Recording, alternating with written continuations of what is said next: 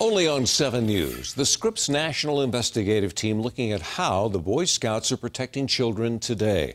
Over the last 2 nights, we revealed a systematic failure within the Boy Scouts leading to sex abuse over 2 decades.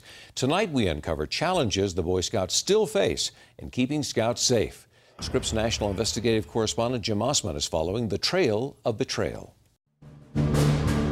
The Boy Scouts of America say times have changed. We have a very good system of protecting kids. And just like the Catholic Church and the Penn State abuse scandals, the Scripps National Investigative Team has shown how the Boy Scouts of America operated under institutional secrecy, creating a culture of concealment that put thousands of scouts at risk between 1970 and 1991. So what about today?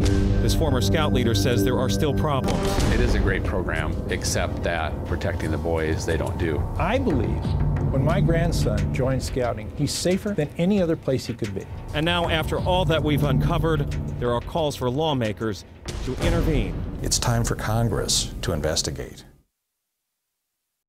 Obviously, a pretty old camp. Tom Stewart was once a Boy Scout leader and led young men, including his sons, on camping trips here. I became increasingly more aware that, the Boy Scouts still were not protecting boys the way they should. But Tom Stewart still expected stringent screening when he joined as a scout leader in 2001. They didn't do a background check on me. In fact, BSA didn't require mandatory background checks until 2008. But listen to Bob Mazuka in this statement from 2010, Boy Scouts of America CEO, who retired in August. We do a criminal background check on every applicant to be an adult leader. But there are still questions about the quality of the Boy Scouts background checks. Brian Liska was convicted for having sex with a 14-year-old girl. But in 2011, he was a Boy Scout leader and was arrested at a scout meeting at a school because it violated the conditions of being a registered sex offender in Illinois. The issue of youth protection is vitally important to fathers like Tom. Sadly, I was abused here.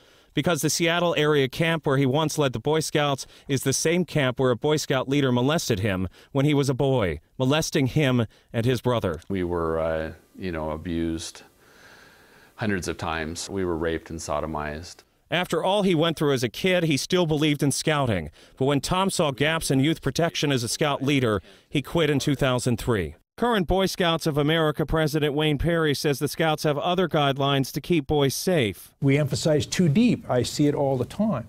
I see the commitment people have. Too deep means 2 adults at all times supervising Scouts, a policy since 1987. But in 13 recent criminal court cases, the Scripps National Investigative Team found incidents where scout leaders molested children at scouting events while they were alone. Like William Huffling, a former suburban Detroit scout leader who in 2009 gave a Boy Scout liquor and molested him in a tent. The 2 were alone. Or take Scott Allen Herrick, who in 2010 provided alcohol to Boy Scouts, showed them pornographic videos, and hosted them for overnights alone.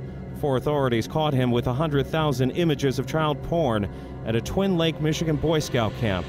He's now in prison.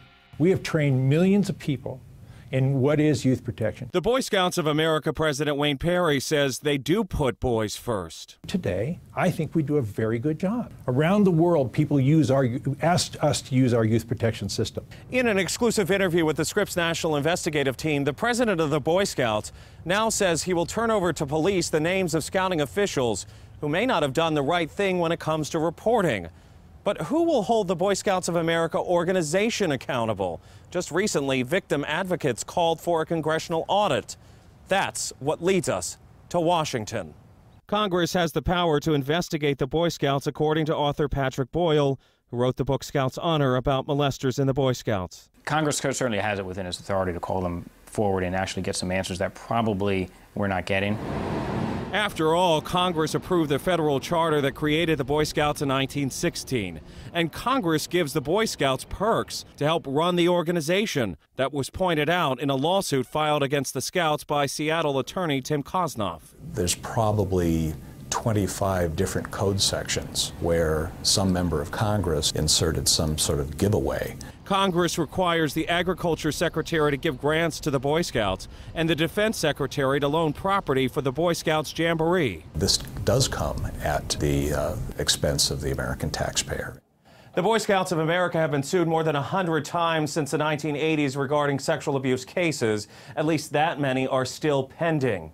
The Scripps National Investigative Team will continue on television, in print, and online to follow the trail of betrayal. I'm Scripps National Investigative Correspondent Jim Osman in Washington.